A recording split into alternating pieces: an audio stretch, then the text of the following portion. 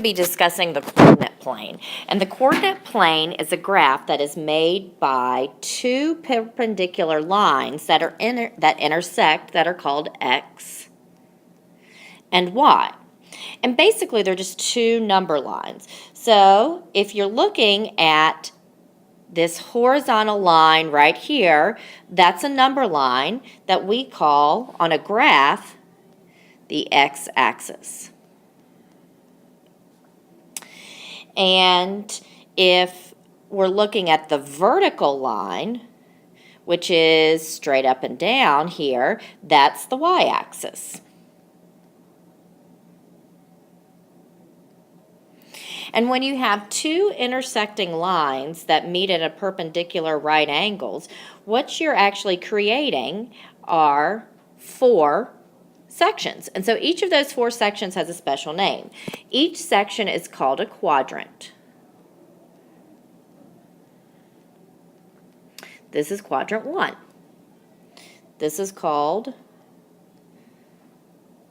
quadrant 2. And we use Roman numerals to label them. And we're also working counterclockwise. So as you can see, we're labeling backwards here. And then the next section is quadrant 3. And the final section is quadrant 4, noted by an I with a V. Now, in each of the four sections, there's something special about the numbers. The numbers in quadrant 1 are both positive. All of the x values are positive, and all of the y values are positive. So I'll put an ordered pair that has two plus signs, a positive number for the x and a positive number for the y. In quadrant 2, you can see the x values are always going to be negative and the y values are always going to be positive. So I'd write the ordered pair with my negative number first, my comma, and then my positive number second. In quadrant 3, you should notice that all of the x values and the y values are both negative.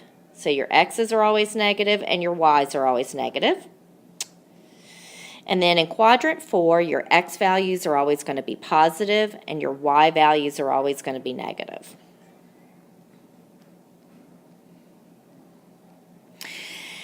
Now, the way we wrote our ordered pair examples in our quadrants is pretty much how we graph. In order to graph, we always go over, so we plot our x value first, and then we go up or down. So we plot our y value second. A good way to remember this is an elevator. So I like to go across to find my elevator, to find my floor on the x-axis, and then I go up or down based on the floor number that I want.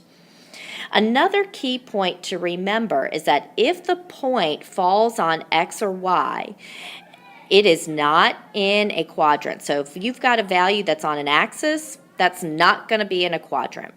So let's do a quick example. If I want to plot the ordered pair 3, 0, what I would do on my graph is I would come up here and I would start at the very middle. And the very middle has a special name.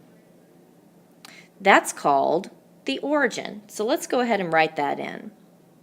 I'm going to draw a line over. 0, 0, the very middle.